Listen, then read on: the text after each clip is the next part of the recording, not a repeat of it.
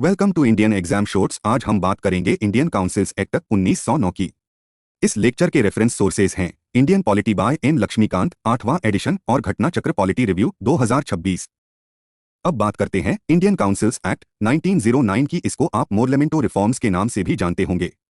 उस वक्त Lord Morley secretary of state for India द और Lord Minto viceroy of India द, दोनों के नाम से ही इस एक्ट का नाम बना मोर्लेमेंटो रिफॉर्म्स। अब इसके फीचर्स देखते हैं। पहला फीचर, इस एक्ट ने लेजिस्लेटिव काउंसिल्स का साइज सेंट्रल और प्रोविंशियल दोनों काफी ज्यादा बढ़ा दिया।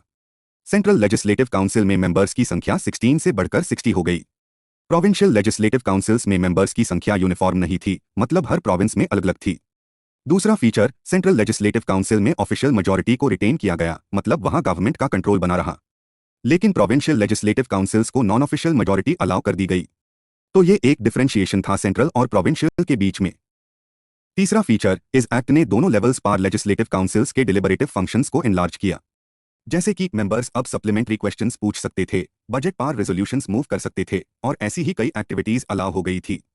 चौथा फीचर, और ये बहुत सिग्निफिकेंट है, इस एक्ट ने पहली बार प्रोविजन बनाया इंडियंस को वाइसरॉय और गवर्नर्स की एग्जीक्यूटिव काउंसिल्स से एसोसिएट करने का।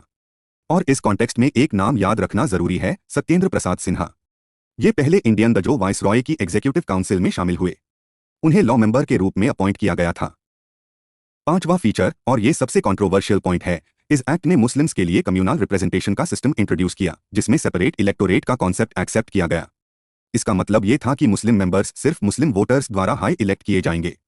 अब यहाँ एक इंपॉर्टेंट ऑब्जर्वेशन है, इस वजह से ये एक्ट लीगलाइज्ड कम्युनलिज्म कहलाया और लॉर्ड मिंटो को फादर ऑफ कम्युनल इलेक्टोरेट के नाम से जाना जाने लगा। ये टाइटल थोड़ा नेगेटिव कॉनोटेशन के साथ आता है, क्योंकि इसी से कम्युनल पॉलिटिक्स की शुरुआत मानी जाती है इंडिया में। चौथा और लास्ट फीचर, इस एक्ट ने सेपरेट रिप्रेजेंटेशन भी प्रोवाइड की presidency corporations, chambers of commerce, universities और जमींदार्स के लिए।